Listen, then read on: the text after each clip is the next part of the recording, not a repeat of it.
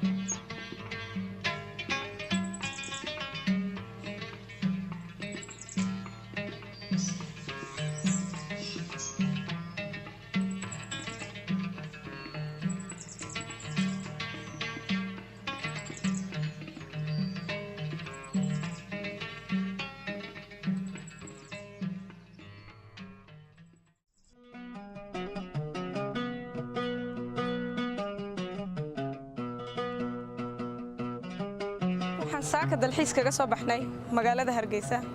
annagoo u soconay buurta Gacan Libaax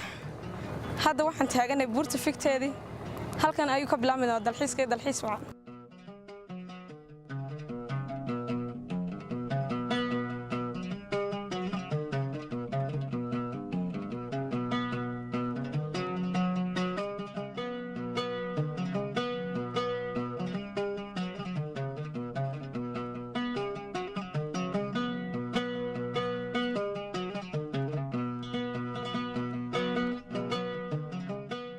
بسم الله الرحمن الرحيم marka hore magacaygu waa Guuleed Maxamed Odowa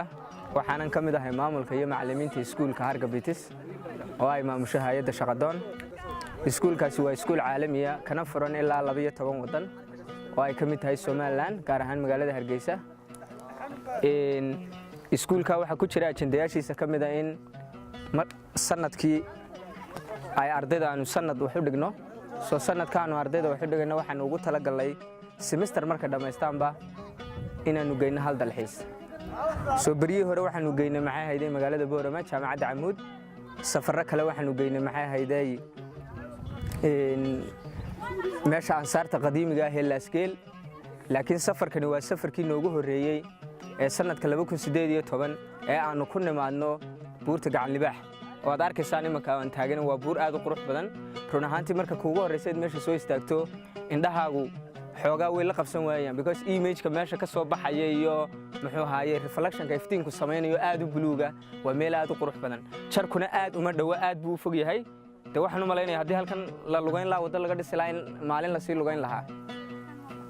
marka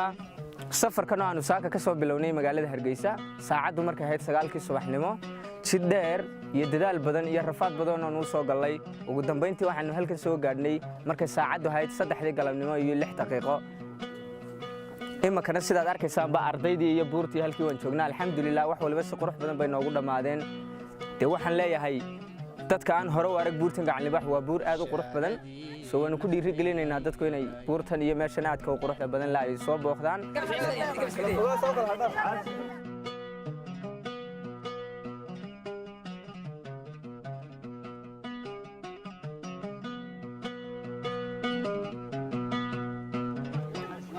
waa markii horeysay deegaankan imaado deegaankan aad buu qurux badan yahay aad baan ugu faraxsanaynaan Gacan Libaax imaado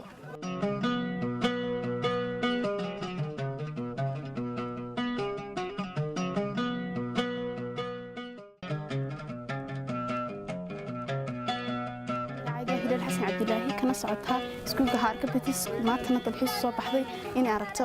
buurta Gacan Libaax aan hadda ku sugannahay runtii buurta Gacan Libaax hore waa markii ugu horeysay imaato runtiina waa wax ii dhina aqoon iyo way aragnimo labadaba runtii waa buur aad u qurux badan ta kala jawigeedu macaan yahay waxaan ka qoomay nafteeda inaan hore u imi waayo runtii aan dalxiis ugu imi waayo laakiin markan waa markii ugu horeysay imaato waxaan noqonaysaa xasuustii ugu horeysay imaato buurta Gacan Libaax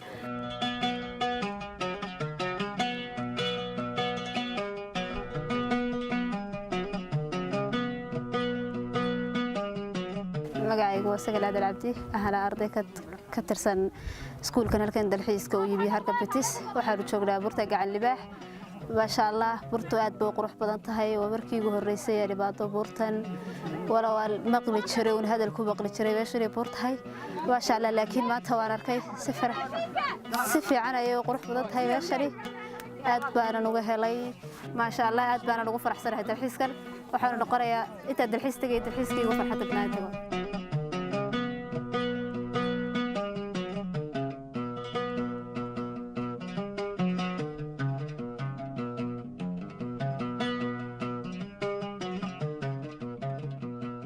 بسم الله magacaygu maxamed xasan axmed oo kamida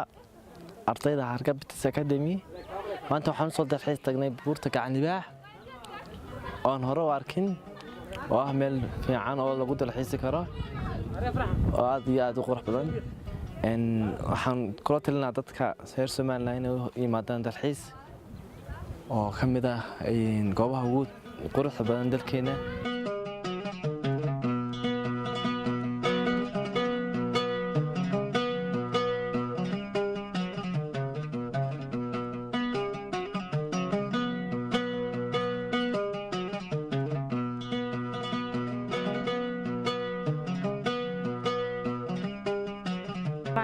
magacaygu waa Fiima Cabdiraxmaan Axmed oo kamid ah ardayda reer Bitis aad iyo aad waxaan ugu faraxsanahay inaan u soo baxno dalxiiskii noogu dambeeyay college-ka annagoo ardayda dhamaynaysa college-ka ardayda qaybtii labaad ee baxda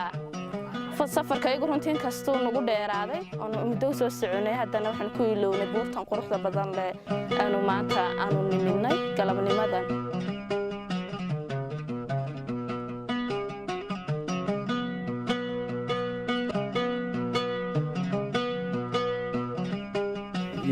afar sano waxaan joogay 5 sano buurta Gacan Libaax dusheeda laakiin deegaankaygu kama foga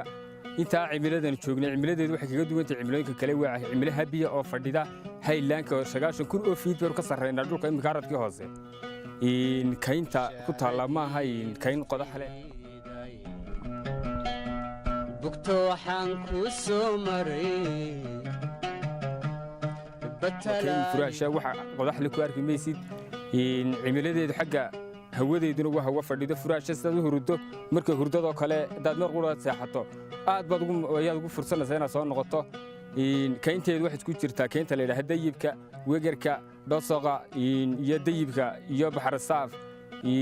iyo kayn kale oo fara badan imika lagu soo koobi karayn ayaa ka mid ah kaynta ku taal buurta